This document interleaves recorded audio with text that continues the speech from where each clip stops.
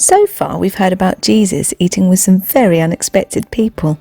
He often chose to eat with sinners, the people who weren't living God's way. Some of them had messy lives like the woman with the perfume, and others were low-life bad guys like Levi, the cheating tax collector. But Jesus came to save sinners, so they were the people he chose to eat with. In today's story, Jesus ate with another tax collector. Just like Levi, Zacchaeus was hated, but he worked for the enemy and got rich that way too. He was a traitor and the last person anyone ever wanted to hang out with. Zacchaeus heard that Jesus was coming to town. He wanted to see him just like everyone else did. But Zacchaeus was a short man, very short. So if he wanted to see Jesus, then he needed to be at the front of the crowd. That would have been easy for someone who was liked, but Zacchaeus was hated. He had no chance getting to the front. But then he had a genius idea. The crowd wasn't going to stop him from seeing Jesus. Look, here comes Jesus.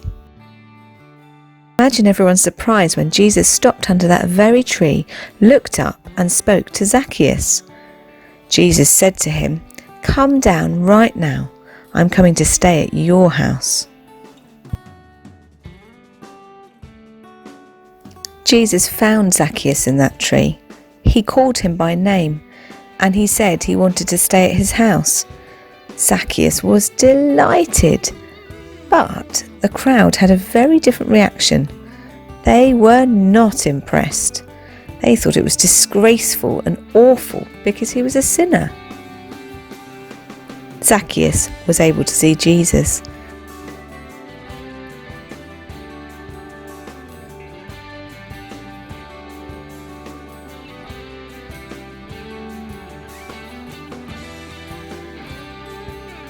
But he also had his life changed. He'd been greedy and mean.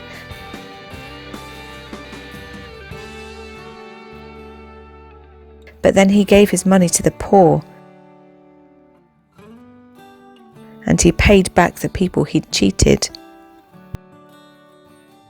The crowd didn't think he deserved to have someone like Jesus hang out with him. Zacchaeus was a sinner. But sinners are the people Jesus came to save. This is what he said to the crowd. The Son of Man, which is Jesus, came to seek and save the lost. Zacchaeus was lost. He wasn't lost up a tree.